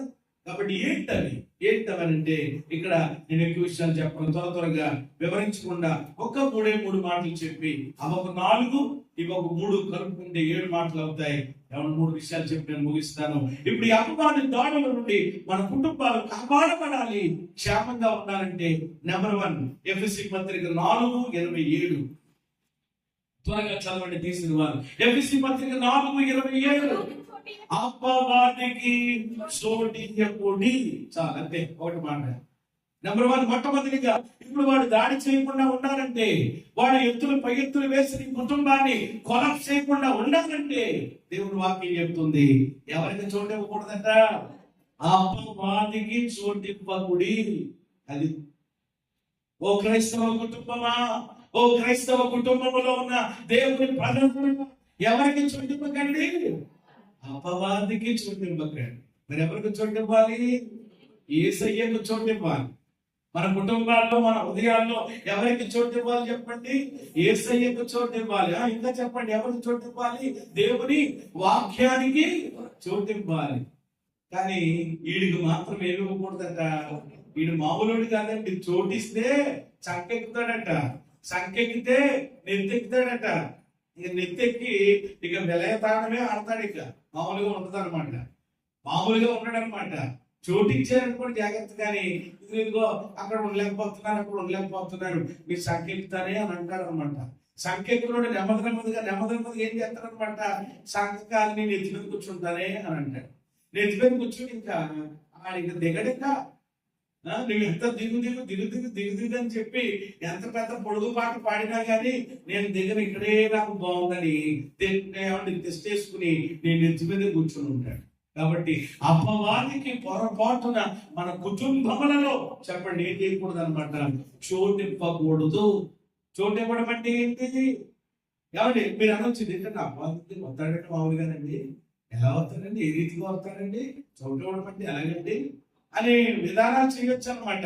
అపవాది సంబంధమైనటువంటి, చీకటి సంబంధమైనటువంటి కార్యాలు, కలాపాలు ఏవైతే ఉన్నాయో అలాంటి వాటికి ఏం చెప్పండి ఎక్కడ చోటు ఉండకూడదు అనమాట? మన కుటుంబాలలో చెప్పండి ఏమో ఉండకూడదు అనమాట. ఉండకూడదు, తీసవతల పడే చెప్పాలి వెంటనే. ఇది మనకు తగదు, ఇది మన కుటుంబాలలో, మన ఇళ్లలో ఉండకూడదు అని చెప్పేసి చెప్పగలగాలి. బట్టలు తీసేసుకోవాలి. ఏం పర్వాలేదులే, ఆయన ఏదో ఇష్టపడుతున్నాడు కదా, ఆయన ఏదో ఏమంటే 10 మాసం అంటే ఆయనకి కొంచెం ఇష్టం కదా. ప్రియమైన దేవుడు, పంది బైబిల్ ప్రకారంగా ఎలాంటిదంట? హేయమైనది, అపవిత్రమైనది. ఆయన ఎవరు దుకాణం పెట్టి పంది మాంసం చాలా అద్భుతమైనటువంటిది. ఒకవేళ మీరు కోనరూపంలో తినకపోతే పకోడీలో తినండి. పాపిష్టి మంది పడిపోతా ఉంటారు. అంటే ఇష్టం అన్నమాట. బాబు అపవిత్రమైందిరా బాబు, తెచ్చుకోవద్దురా బాబు అని అంటే, కూర తెచ్చుకోలేదు కానీ పకోడీ తెచ్చుకున్నానంటే ఏది పొలరాలు పెట్టుకోవడానికి ఏదైతే ఉంది కదా. ఈరోజు ఇలాంటి కొన్ని ఉంటాయన్నమాట. ఒక్కొక్కరికి అది లాగేస్తా ఉంటుంది అనమాట. నీకు ఇష్టం, ఆయనకి ఇష్టం అండి. మరి నీకేమి ఇష్టం? దున్నపోతు మాంసం అంటే ఏమైనా ఇష్టం? ఆలోచన చేయడం దేవుని బిడ్డలు. కొన్ని అంటే మీకు అర్థం కావడానికి జస్ట్ నేను మీకు చెప్తున్నాను తప్ప ఇంకా కొన్ని ఉంటాయన్నమాట. అలాంటి ఏటికి కూడా దేవుని బిడ్డలారా మన కుటుంబాలు ఏమి ఇవ్వకూడదు, చోటు ఇవ్వకూడదు. వాటిని చెప్పడం ఏం చేయాలన్నమాట? భారత్లో లేయాలి. ఆయనకి అవకాశం కలిగిస్తే చిన్నది చాలంటే దూరుకోవడానికి ఆయనకి పెద్దది పెద్ద రంధ్రం పెట్టగలదు. చిన్నది చాలా అనమాట అండి. సులువుగా చిక్కులు పెట్టేటువంటి పాపముగా వాక్యంలో రాయబడ్డది. ఆ సులువుగా చిక్కులు పెట్టే పాపానికి కూడా మన కుటుంబాల్లో చెప్పండి ఏమివ్వకూడదు, చోటు ఇవ్వకూడదు. ఇదో రీతిగా ఒకవేళ నువ్వు ఇచ్చావనుకోండి, వాడు జాగ్రత్తగా ఇందాక చెప్పాను కదా, వాడు వస్తాడు, ఏమన్నా చోటిస్తే సంకెక్కుతాడు, తర్వాత నేను ఎత్తుకు కూర్చుని నేను మొత్తం మీద ఏదో రకంగా ఇబ్బందులకు గురి చేస్తాడు. కాబట్టి నెంబర్ 1 మొట్టమొదటి అపవాదికి చోటు ఇవ్వకూడదు. రెండవది 2 కొరింథీ పత్రిక 2:11 ప్రకారం అపవాది యొక్క తంత్రములను ఎరగాలి. ఒకటి, వాడికి అవకాశం ఇవ్వకూడదు. రెండవదిగా ఎరగాలి అపవాది యొక్క తంత్రాలు. చదవండి త్వరగా. 2 కొరింథీ 2:11 అమ్మా. నేనేమైనను సాతానులను మోసపుచ్చుకుంటున్నట్లు క్రీస్తు సముఖమునందు క్షమించి ఉన్నాను. ఆఖరి మాట అండర్లైన్ చేసుకోనండి. సాతాను తంత్రములను మనము ఎరుగని వారము కాము. అండర్లైన్ చేసుకున్నారన్నమాట. సాతాను తంత్రములను మనము ఎరుగని వారము కాము అంటాడు పౌలు గారి సంఘంతో. అంటే ఇప్పుడు దేవుని ప్రజలు, దేవుని బిడ్డలు ఎరగాలన్నమాట. సాతాను తంత్రములను ఎరగాలి. అమ్మా, ఏ తంత్రాలు ఎరగాలి? సాతాను తంత్రాలు, సాతాను కుతంత్రాలు, సాతాను యొక్క ప్లాన్స్. ఈ రోజు దైవ బిడ్డలు చెప్పండి ఏం చేయాలంట? ఎరుగని, మీరు ఎరుగని వారు కాదు, మీకు అన్ని తెలుసు అంటున్నాడు దైవజనుడు సంఘంతో. అలా ఈ రోజునాడు అపవాదికి ఒకటి చోటికూడదు. 2 వాడి యొక్క తంత్రములను మనం ఏం చేయాలి? ఎరగాలి. ఎరగడం అంటే తెలుసుకోవడం, గ్రహించడం. ఇంకా చెప్పాలంటే పసి కట్టడం. ఏం చేయడం? పసి కట్టాలి. ఇది అర్థమైపోవాలన్నమాట. ఒరే నల్లోడా, మామూలుడు కాదురా, ఈ రూపంలో వస్తున్నావా, ఈ రూపంలో కొబ్బరి ఎడదాం అనుకున్నావు మా ఇంట్లో, ఒరే నిన్ను ఎలాగ తోలుతాను చూడరా, ఎలాగ నిన్ను వెనబడతాను చూడరా అని చెప్పి వెంటనే ఏం చేయగలగాలి? ఎరిగితేనే కదా తోలగలుగుతాం. ఏమంటే గ్రహిస్తేనే కదా ఏమంటే దేన్నైనా మనము ఏమంటే అవతలకి వెళ్ళేలా చేయగలుగుతాం. దాన్ని ఎరగాలన్నమాట, దాన్ని గ్రహించాలి. ఇది దేని ద్వారా సాధ్యమవుతుంది? ఏమంటే దేని ద్వారా? దేవుని ఆత్మ ద్వారానే మాత్రమే అపవాది యొక్క తంత్రములను మనం ఏం చేయగలుగుతాం? ఎరగగలుగుతాం. స్తోత్రం చెప్పండి. 2 మాటలు చెప్తాను. 1 దేవుని ఆత్మ, 2 దేవుని వాక్యం. ఈ రెండింటి ద్వారా అపవాది తంత్రాలు ఏం చేయగలుగుతాం? ఇంటే పసిగట్టగలుగుతాం అన్నమాట. ఏదో వచ్చేసి రాష్ట్ర పెట్టేసి నలుగురిలో లాగేసి నవ్వుల పాలు చేసేసేదాకా కాదు. ముందుగానే పరిశుద్ధాత్మ చేత నువ్వు నింపబడిన వాడవైతే, పరిశుద్ధాత్మ చేత నువ్వు నింపబడిన దానమైతే, దేవుని యొక్క వాక్య ఏమండి జ్ఞానం నింపున్నట్లయితే నువ్వు ఎరుగుతావు. శోధన కొండ మీద యేసయ్య అదే కదండి. శోధన కొండ మీద యేసయ్య ఏమండి అపవాది యొక్క తంత్రములను ఎలాగ ఎరగగలిగారు అంటే 1 ఆత్మ వలన, 2 దేవుని వాక్యం. అందుకనే ప్రతిదానికి యేసయ్య దేనితో సమాధానం చెప్పాడు సైతం గారికి. ఈరోజు మన వాక్యం అంతా రాసుకోవడానికి అయిపోతుంది అనమాట. పుస్తకాలకి నోట్స్కి పరిమితం అయిపోతుంది అనమాట. అన్ని రాశాను పుస్తకాలు, ఇన్ని రాశాను, ఏమంటే అన్ని డైరీలు ఇన్ని డైరీలు అనడానికి అయిపోతుంది. అంటే నేను రాసుకోవడం తప్ప అనడం లేదు, చాలా మంచిది. దాని ప్రియమైన దేవుడు బిడ్డలారా, వాక్యం ప్రియమైన దేవుడు బిడ్డలారా, పుస్తకాలకే పరిమితం కాదు. మన యొక్క హృదయాలలో ఆ దేవుని వాక్యాన్ని ఏం చేయాలన్నమాట? మనం రాసుకోవాలి. హృదయ పలకల మీద రాసుకుని ప్రియమైన దేవుని బిడ్డలారా, అపవాది యొక్క తంత్రములను వాక్యం ద్వారా మనం ఏం చేయగలగాలన్నమాట? ఎరగగలగాలి, పసిగట్టగలగాలి. పసిగడితే అప్పుడు ఏ రకంగా ఆయన్ని తోలేయగలుగుతామో ఈజీగా తోలగలుగుతాం. కాబట్టి 1 అపవాదికి ఏమివ్వకూడదు? చోటు ఇవ్వకూడదు. 2 అపవాది తంత్రములను ఎరగాలి. ఆఖరి మాట చెప్పి ప్రార్థన చేస్తాను. యాకోబు పత్రిక 4:7 ఎరిగి ఆ తర్వాత చేయాల్సినటువంటి పని ఏంటి అంటే, కాబట్టి దేవునికి లోబడి ఉండండి, అపవాదిని ఎదిరించండి, అప్పుడు వాడు మీ వద్ద నుండి పారిపోవును. అప్పుడు మీ వద్ద నుండి, మీ కుటుంబంలో నుండి, మీ పరిస్థితుల్లో నుండి చెప్పండి ఏమైపోతాడు? తర్వాత లేకుండా పారిపోతాడు. ఊరుకోబోతున్నాయి. కాబట్టి చివరిది ఏమిటి అని అంటే, అపవాదిని ఏం చేయాలి? ఎదిరించాలి. చెప్పండి. 3వది ఏంటండి? ఎదిరించాలి, అపవాదిని ఎదిరించాలి. ఎప్పుడు అపవాదిని ఎదిరించగలుగుతాం? ఏమండి, అపవాదిని ఎప్పుడు ఎదిరించగలుగుతాం? ఎదిరించడానికి ఎప్పుడు మనకు స్టామినా, శక్తి, సామర్థ్యం వస్తుందంటే దేవునికి మనం ఏం చేసినప్పుడు అన్నమాట. ముందుగా అంతేనే రాయబడ్డది అది, దేవునికి లోబడండి అపవాదిని. అది అంటే దేవునికి లోబడకుండా అపవాదిని ఏం చేయలేము. వెంటనే ఒకవేళ అది ప్రయత్నం చేసినప్పుడు వెంటనే సైతాన్గా చెబుతాడు అనమాట, పోయి పోయి అని అంటాడు అనమాట. అదేంటంటే ఈ సంగతి తెలియదేంటి?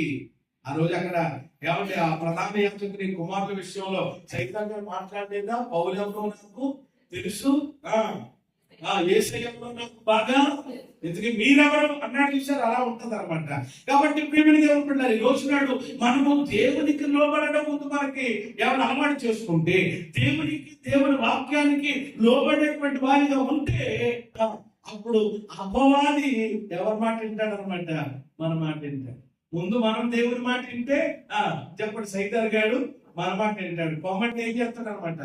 ఒక్కటి దేవుని మాట వింటలేదు అనుకోండి, అప్పుడు ఏమంటాడు? నేను పోను. అదేంట్రా ఎందుకు పోవట్లేదురా? నువ్వు నీకు తెలియదు ఏంటంటూ, నువ్వు అంతా కూడా నీదంతా నట్టనే, నీదంతా కూడా కేవలము ఆదివారం ఏమంటే కేవలం ఏదో అలాగే కనబడతావు, తర్వాత నీ ఇష్టం.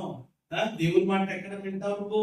దేవుని మాటకి ఎక్కడ లోపడతా నాకు తెలియదేంటి అని వెంటనే వాడు కూడా అక్కడే ఉండిపోతాడు. అందుకనే రాయించాడు పరిశుద్ధాత్ముడు ఆ మాట, దేవునికి లోబడండి అపవాదిని ఎదిరించండి. అంటే అపవాదిని ఎదిరించే శక్తి ఎప్పుడు మనకు వస్తుంది అని అంటే దేవునికి మనం ఏం చేసినప్పుడు లోబడినప్పుడు. మరి ఈరోజు ఆ లోబడే విధానం, అవిధేయత కలిగినటువంటి జీవితం ఈరోజు మనకు ఉంటుందా? దేవునికి, దేవుని వాక్యానికి, దేవుని సేవకునికి, ఆ మాటలకు మనం లోబడగలిగితే, ఒకవేళ మీ ఎవరి కుటుంబాల్లో అపవాది ఇబ్బంది పెడుతున్నాడు, ఆ తంత్రాలు యంత్రాలు చేస్తున్నాడు, వెంటనే సాతానా పోతలకి మా కుటుంబాన్ని విడిచిపెట్టానంటే పోతాడంతే. ఈరోజు వెళ్ళడం లేదు, ఎవరిని నెమ్మది లేకుండా చేసేస్తున్నాడు, సమస్య చేస్తున్నాడు అని అంటే ఇంకా నువ్వు దేవునికి, దేవుని వాక్యానికి, దేవుని మాటకు, అక్కడికి దైవ సేవకునికి కూడా నువ్వేం చేయలేకపోతున్నావు అని అంటే లోపట్లేదు. మరి ఎలా పోతాడు? ఎలా వింటాడు? కాబట్టి మూడవది ఏమిటి అంటే అపవాదిని ఎదిరించాలి. దేని ద్వారా ఎదిరించాలి అని అంటే ఎఫెసీ పత్రిక 6:11 ప్రకారం ఏమంటే అపవాది యొక్క తంత్రములను ఎదిరించుటకు సర్వాంగ కవచమును ధరించుకోండి అని అక్కడ రాయబడ్డది. ఎఫెసీ పత్రిక 6:11. దేని ద్వారా ఏమంటే మనము అపవాదిని ఎదిరించాలి అని అంటే దేవుడిచ్చేటువంటి సర్వాంగ కవచం. ఏ కవచం అంటే సర్వాంగ కవచం. సర్వాంగం అంటే ఏంటి చెప్పండి? తల మొదలుకొని అధికారుల వరకు కూడా, పైనుండి కింద వరకు, అంటే మన ప్రాణాత్మ శరీరములను దేవునికి సజీవ యాగంగా మనల్ని మనం అప్పగించుకోగలిగినట్లయితే, ఆ సర్వాంగ కవచాన్ని మనం ధరించుకుంటే అపవాదిని ఈజీగా మనం ఏం చేయగలుగుతాం చెప్పండి? ఎదిరించగలుగుతాం, వాడిని పారద్రోలగలుగుతాం. ఈ కుటుంబంలో ఏమంటే ఒక రకంగా చెప్పాలంటే ఒక చిన్న పరలోకం ఎక్కడో కాదు, నీ కుటుంబంలో అనుభవించేటట్లు దేవుడు చేస్తాడు. హల్లెలూయా. దైవ సేవకుడిగా నేను కోరుకునేది ప్రతి ఇల్లు ఒక చిన్న పరలోకంలా మారిపోవాలండి. ప్రతి ఇల్లు ఎలా మారిపోవాలి అంటే, పరలోకం అంటే పరలోకం ఇల్లు తర్వాత చూడటం కాదండి. పరలోకం నమూనా ఎక్కడ ఉండాలన్నమాట, కేర్ ఆఫ్ అడ్రస్ చెప్పాలన్నమాట. కాబట్టి పరలోకం మీరు ఎక్కడో కాదండి, రండి మా ఇంటికి చూడండి అని చెప్పగలిగేటువంటి విధానం ఉండాలి. కానీ కొంతమంది ఏమంటారంటే నరకానికి ఎక్కడికి వెళ్ళకూడదండి. కొంతమంది అంటారు నరకానికట ఎప్పుడో వెళ్ళిన తర్వాత అక్కడ ఎవరు ఉంటాడు, ఏదో చేస్తాడు, అది అంటారు. ఆ సంగతి పక్కనెట్టండి బాబు, నరకం యొక్క కేర్ ఆఫ్ అడ్రస్ ఎక్కడో కాదు, మా ఇల్లు వచ్చేయండి అంటారు కొంతమంది. అంటే ఈ రోజు మన యొక్క కుటుంబాలు నరకపు ప్రియమైన దేవుని బిడ్డలారా కుటుంబములుగా కాకుండా చెప్పండి ఎలా ఉండాలన్నమాట? పరలోకపు గృహాలుగా మార్చబడిపోవాలి. అలా మార్చబడాలి అంటే అపవాది యొక్క తంత్రములను చెప్పండి మనం ఏం చేయాలి? ఎరగగలిగినటువంటి వారిగా ఉంటుంది. కాబట్టి ఈరోజు కుటుంబం, జనముల కుటుంబములారా మహిమ బలములు ఆయనకు చెల్లించుడి. 96 కీర్తనలు చదువుకున్న మూలవాక్యంగా. కాబట్టి ఈరోజు ప్రతి కుటుంబము కూడా దేవునికి మహిమకరమైన కుటుంబముగా, ఆశీర్వాదకరమైనటువంటి కుటుంబంగా ఉండాలి. అలా మారాలి అంటే క్రైస్తవ కుటుంబం దాన్ని ప్రారంభించింది దేవుడే అని చెప్పాను. ఎవరిని క్రైస్తవ కుటుంబాలు ఎవరిని దేవుని ప్రణాళికలో నుండి సంకల్పంలో నుండి వచ్చాయని మనం చూసాం. మూడవది ఎవరిని కుటుంబం బాగుంటే బాగుంటుంది, సంఘం బాగుంటే సమాజం. ఈరోజు సమాజం బాగోవాలి అని అంటే దానికి కేంద్రం ఏంటి అని అంటే ఫ్యామిలీ, కుటుంబం. మరి ఈరోజు సమాజానికి దీవెనకరంగా ఉంటున్నామా? సమాజానికి ఆశీర్వాదకరంగా ఎవరు ఉంటున్నామా? లేక వేరే రీతిలో ఉంటున్నామా? సమాజానికి ఆశీర్వాదకరంగా దీవెనకరంగా ఉండాల్సినటువంటి కుటుంబాలు అవమానకరంగా ఆక్షేపణగా ఈరోజు ఉండడానికి కారణం ఇది అపవాది యొక్క దాడి, అపవాది యొక్క ప్లాన్స్ అని మనం చూసాం. అయితే ఇక్కడ రెండు విషయాలు ప్రాముఖ్యంగా నేర్చుకున్నాం. ఎవరిని క్రైస్తవ కుటుంబంపై అపవాది చేసేటువంటి దాడులు, తంత్రాలు ఏమిటి అని అంటే 4 విషయాలు చూసాం మనం. వాస్తవాలను ఏం చేస్తాడనమాట? పరుగు చేస్తాడు. అవాస్తవాలను ఏం చేస్తాడనమాట? ఏమండి మనకి చెప్తాడు. అట్లా నువ్వు జ్ఞానంతో గ్రహించాలి. ఏది వాస్తవమో, ఏది అవాస్తవమో, ఏది సత్యమో, ఏది అసత్యమో మనం ఎరగాలి. దేవుడు జ్ఞానం మనకి ఇచ్చాడు. రెండవది ప్రియమైన దేవుడు బిడ్డలారా, ఎవరు ఒకరి మీద ఒకరు ఒప్పుకోండి, నేపాలు ఒప్పుకోండి, క్షమించుకోకండి, పీక్కోండి గదల్లాగా అని చెప్తా ఉంటాడు పక్క నుండి. కానీ ఇప్పుడు నెపములు మోపుకోకుండా ఒకరినొకరు క్షమించుకోగలగాలి. మూడవది ఏమిటి అని అంటే చెప్పండి, ఆత్మను ఎవరిని మోసగించడం. ఆత్మను మోసగించడం అనగా ఏమంటాం? అబద్ధాలు. భార్య భర్తల మధ్యలో కానీ, కుటుంబాల్లో కానీ, సంఘాల్లో కానీ అబద్ధాలు ఉండకూడదండి. ఎవరి అబద్ధాలు ఉండకూడదు. ఉంటే ఎవరు వాడి తెచ్చిపెట్టుకున్నట్లే లెక్క. కాబట్టి మన ప్రభు సత్యవంతుడు, సత్యమే మనం మాట్లాడాలి. నాలుగవది ఆత్మను శోధించడానికి ఏం చేయడం? ఏకీభవించడం. దేని కొరకు ఏకీపిస్తున్నారు ఈరోజు మీరు భార్య భర్తలు ఇద్దరు? మంచిదానికైనా, ఏమన్నా దేవుని కార్యాలు చేయడానికైనా? మరి ఈరోజు దేని కొరకు మనము ఏకీపిస్తున్నాం? ఇవి తంత్రాలు ఎరగాలి. ఈ విషయంలో మరి ఇప్పుడు మన కుటుంబాలు కాపాడబడాలి. మన కుటుంబములు దీవెనకరంగా ఒక పరలోకపు నిలయాలుగా మారాలి అని అంటే గనక 3 విషయాలు చెప్పాను నేను. నెంబర్ 1, మొట్టమొదటి ఎవరికి చోటు ఇవ్వకూడదు? అపవాదికి. అంటే అపవాది సంబంధమైన, చీకటి సంబంధమైన, లోక సంబంధమైనటువంటి ఆ మర్యాదలకి, పరిస్థితులకి ఏమి మన కుటుంబాల్లో చెప్పండి ఏమి ఇవ్వకూడదు? చోటు ఇవ్వకూడదు, అవకాశం ఇవ్వకూడదు. వాటిని ప్రక్కన పెట్టాలి. రెండవది ఏం చేయాలి? అపవాది యొక్క తంత్రములను ఎరగాలి, గ్రహించాలి, పసిగట్టాలి, తెలుసుకోవాలి. అది వాక్యం ద్వారా, ఆత్మ ద్వారా సాధ్యం. మూడవది ఏం చేయాలన్నమాట? ఎదిరించు, గెట్ అవుట్ అని చెప్పాలి. బాగా త్వరగలగాలి. అది కూడా ఏమంటే దేవునికి నువ్వు లోబడినప్పుడు మాత్రమే, సర్వాంగ కవచమును ధరించుకున్నప్పుడు మాత్రమే ఏం చేయగలుగుతాం? ఎదిరించగలుగుతాం. ఇవేమి చేయకుండా ఆయన పొమ్మన్న వాడు పోడు. ఏమంటే పరిస్థితులు అలా ఉండిపోతాయి. ఈ విషయాలని మనసులో పెడదాం, ప్రార్థన చేద్దాం. ప్రభా, మా కుటుంబాలని మీరు భద్రపరచండి. మా కుటుంబములను ఒక చిన్న పరలోక కుటుంబాలుగా నువ్వు మలచిందని చెప్పి దేవునికి మనం అప్పగించుకుందాం. అలాంటి